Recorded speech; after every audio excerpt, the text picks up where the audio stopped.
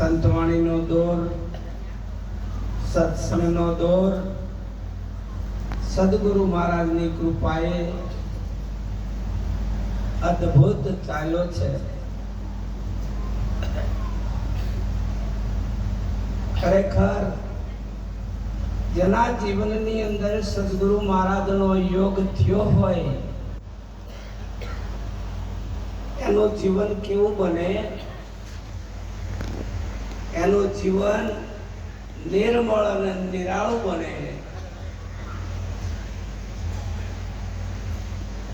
એટલે સંતોનો યોગ ખરેખર કાયમને માટે રાખવા માટે મહાપુરુષો કીધું છે.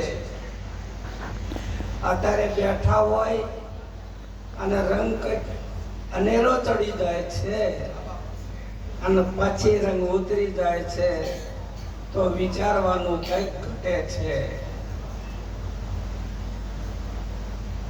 મહાપુરુષોની વાત કાયમની માટે સુરતા જેના શબ્દમાં જેની સુરતા રમતી હોય એને જ રંગ ઉતરતો ચડતો નથી.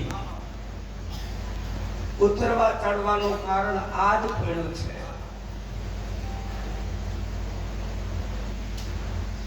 જીવનની અંદર પરમાત્મા તત્વને જાણવા માટે આખું જગત મથી રહ્યું છે. કોઈ જપ કરે, તપ કરે, હોમ કરે, હવન કરે, વ્રત કરે, ઉપવાસ કરે, પણ હકીકતની અંદર આ દિશા લઈ જવા માટેની છે, પણ એનાથી મળવા સંભવ નથી. દિશા લઈ જાય, મળવા સંભવ નથી. મહાપુરુષો કીધું છે આ જ્યારે વિરામ પામે પછી હરિનો દેશ ચાલુ થાય છે. આ જ્યારે વિરામ પામે પછી હરિનો દેશ ચાલુ થાય છે. તો આ બધું જે કરવાનું છે મનથી થાય છે. મનથી જે થાય તો મનથી હરિ ક્યારેય પકડાતો નથી. મનથી ક્યારે હરિ પકડાતો નથી. ઇન્દ્રિયો ક્યારે પકડી શકતી નથી.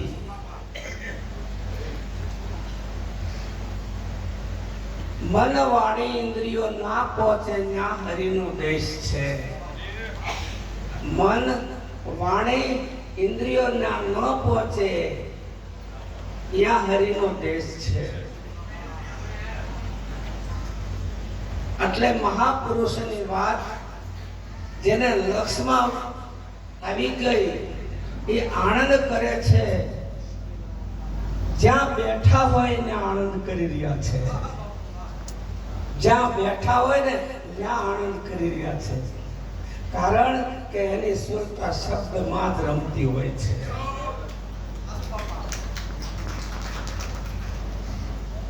અને બીજા તરંગો આવે એટલે સમજવાનું ત્યાંથી સટકીને આવતી રહી હતી.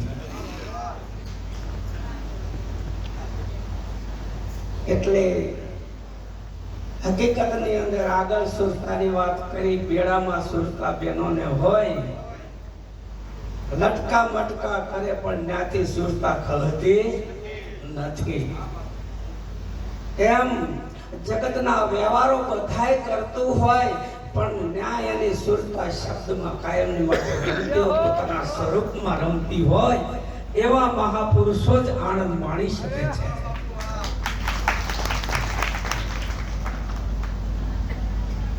એટલે બનવાનો વિષય નથી. બનવાનો વિષય નથી. બન્યા તો ગયા. જે બન્યા છે એ બધાય ગયા છે, પણ જે મટી ગયા છે એ પરમ પદને પામ્યા છે. ગુરુ બન્યો તો ગુરુ ગયો. હકીકતની અંદર સદગુરુ કરે સમોવડા શીખવે જુગતીના જોગ. સદગુરુ કેવા કરે એના જેવા બનાવે છે, શિષ્ય બનાવતો નથી. સદગુરુ કરે સમોવડા શીખવે જુગતીના જોગ જન્મ મરણનો ફેરો મટે મટે ભવ ભવનો રોગ. સદગુરુ એના જેવા બનાવે છે. સદગુરુ એટલે પરમાત્મા. એ એના જેવા બનાવે છે. કારણ કે હકીકતની અંદર તમારા જીવનની અંદર જે વસ્તુ છે એ આબાદ છે, પણ આવરણ છે. આવરણ જ સદગુરુ મહારાજ હટાવે છે, બીજું કશું કરતા નથી. આવરણ જેને હટી ગયું છે, તો કોઈ એમને પૂછો કે તારા જન્મ મરણ મટી ગયું, તો હતું જ નહીં સાહેબ, હતું જ નહીં,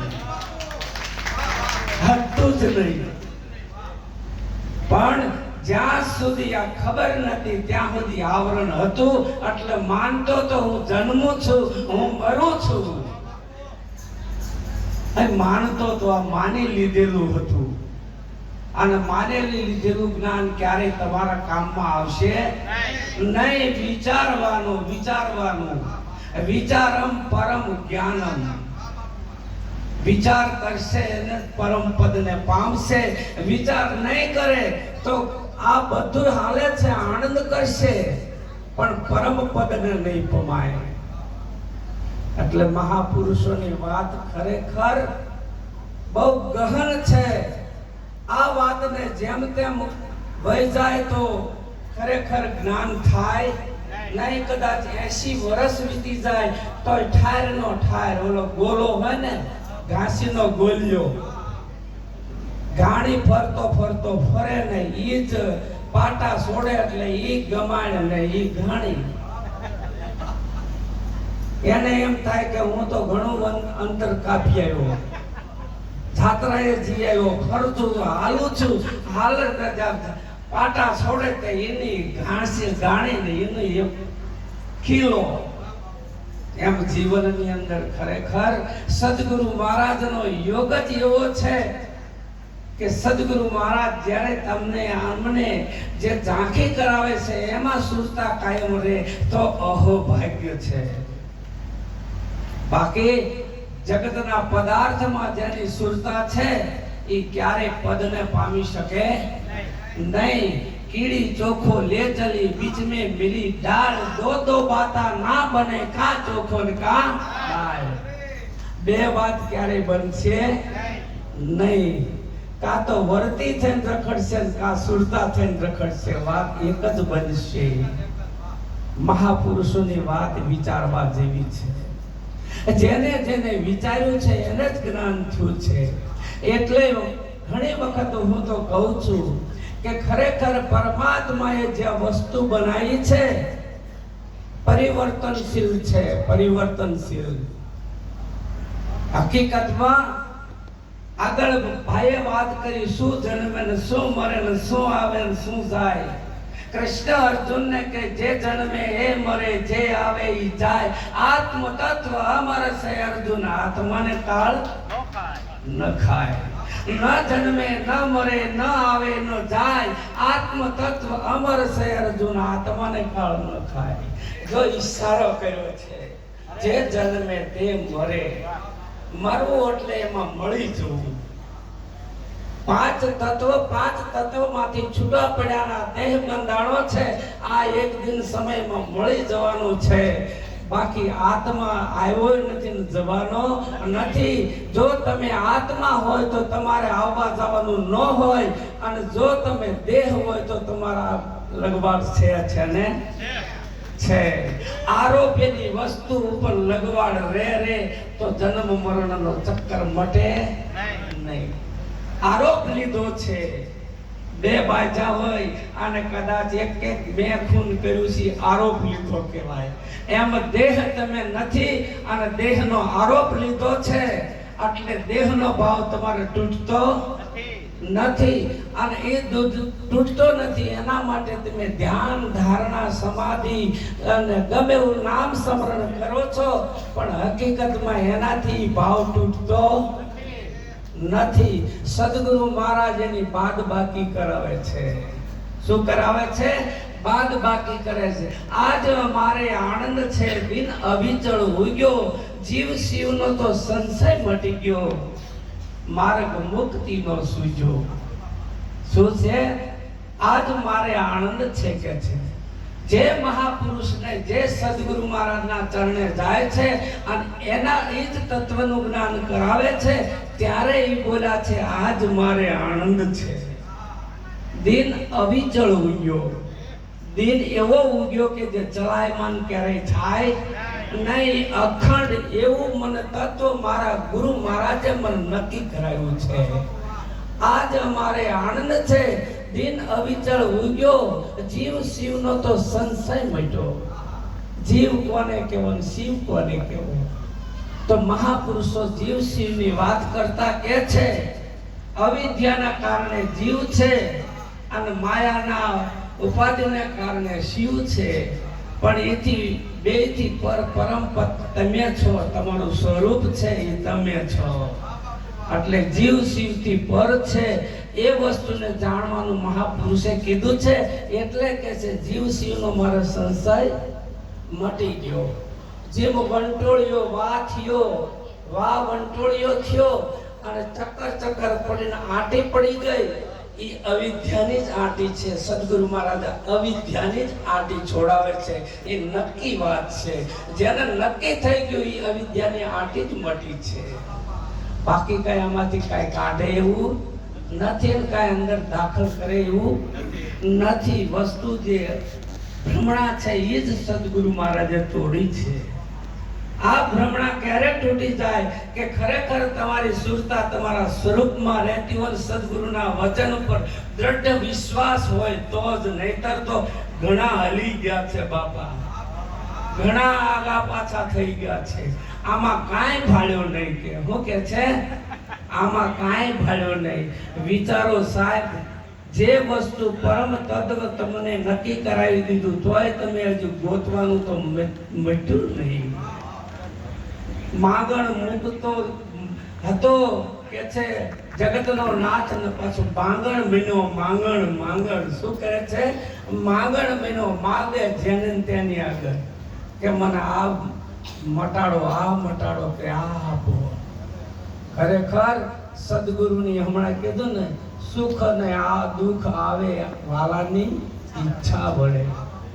સુખ ને દુઃખ વાલાની ઈચ્છા વડે જ આવે છે.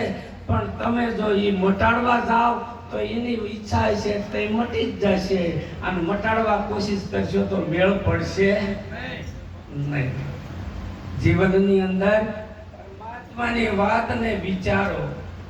જે સંતોને અનુભવ થયો છે એને વિચારો. જીવ શિવનો મારો સંશય મટ્યો, દિન અવિચળ ઉગ્યો. સપનું હતું એ મારે સમાઈ ગયું જાગીને જોતા. સપનું એ જ અવિદ્યા છે. જે વસ્તુ નથી અને હાચું માની લીધું છે એ જ સપનું છે.